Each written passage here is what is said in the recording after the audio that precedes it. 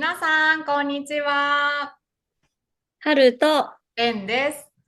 今回も、ポッドキャスト風に私とはるちゃんでお話をしていきたいと思います。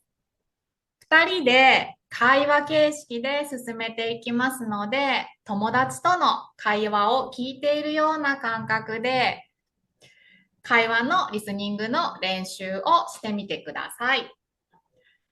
字幕は11カ国語でつけていますので、字幕を見ながら日本語の勉強に使ってください。今日のテーマは相槌についてお話ししていきます。はるちゃん、相槌っていうのは大切なコミュニケーションの一つだよね。うんうん。相槌っていうのは、人と話しているときに、うんうん、へえ、そうなんだ、と聞いている合図を送ることだよね。そうそう。英語だと、Yeah, I see. That's right. Yeah, I know. とか、いろんな言い方があるよね。相槌は日本ではとても大切だよね。もし相槌がないと、私の話聞いてくれてるのかなという不安につながるよね。例えば、私が話していて、レンちゃんが相槌をしてくれなかったら、不安な気持ちが生まれる。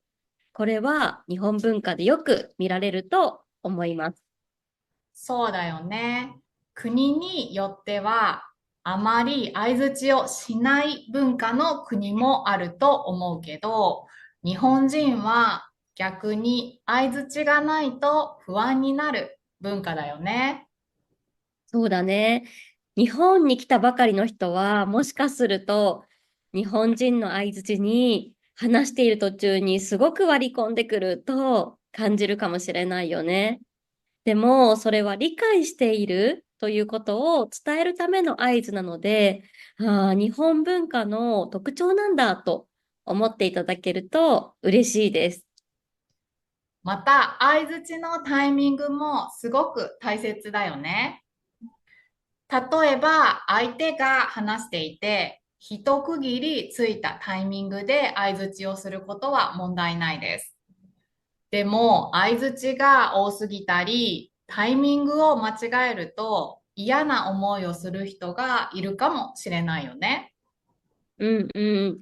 なので、相手が一区切り話し終わったタイミングで、そうなんだ、うんうん、などの相槌を入れてみるといいよね。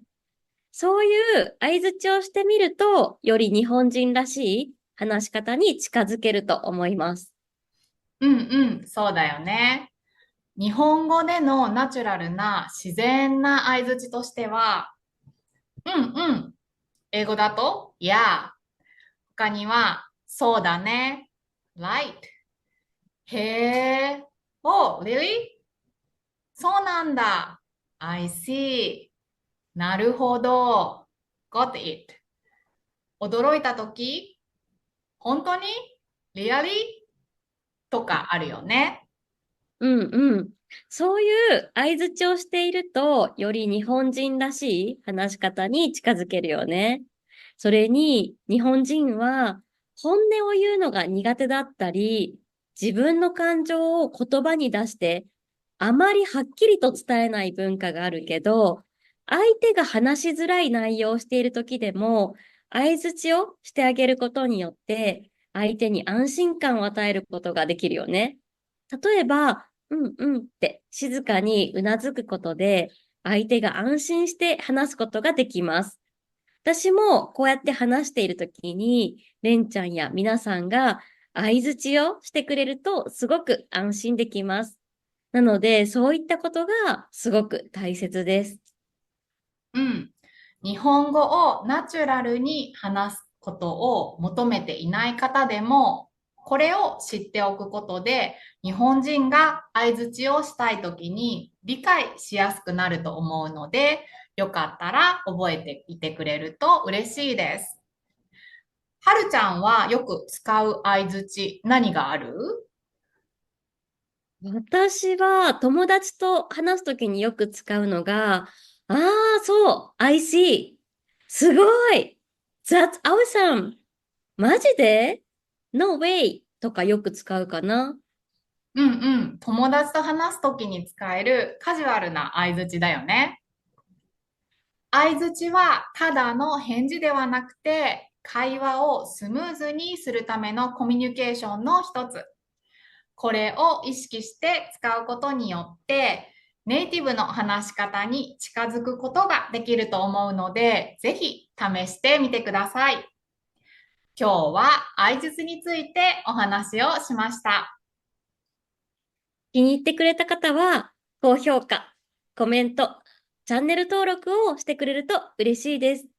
また、こんなことをお話ししてほしいというリクエストがあれば、それにお答えした動画も作っていくので、ぜひコメントしてみてください。また次の動画でお会いしましょう。じゃあねー。じゃあねー。